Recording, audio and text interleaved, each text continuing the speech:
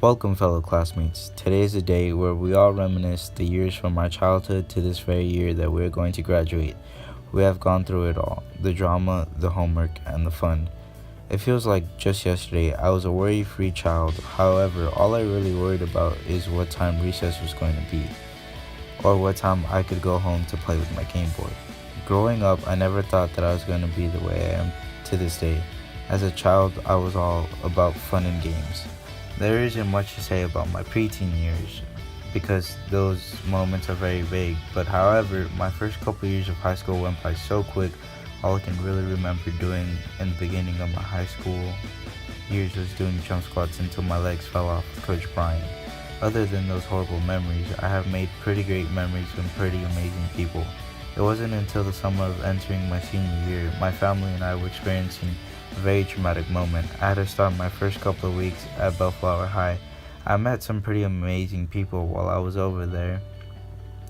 Even though I was going through a rough patch, I made sure not to let it get in the way of my wrestling and my education.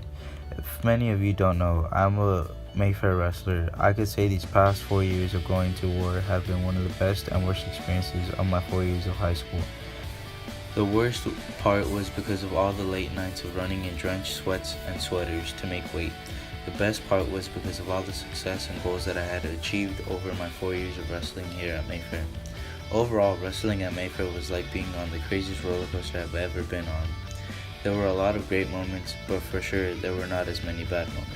I can easily say that a lot of people who have played sports have gone through some type of rough patch, but not many of us gave up when we were experiencing them. The years I had experienced in wrestling was my greatest success of my high school years.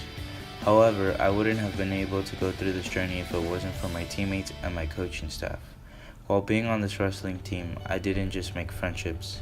I was lucky enough to make a family. After today, our lives are gonna begin. It's gonna be very scary at first, and most of us don't know what we're going to do.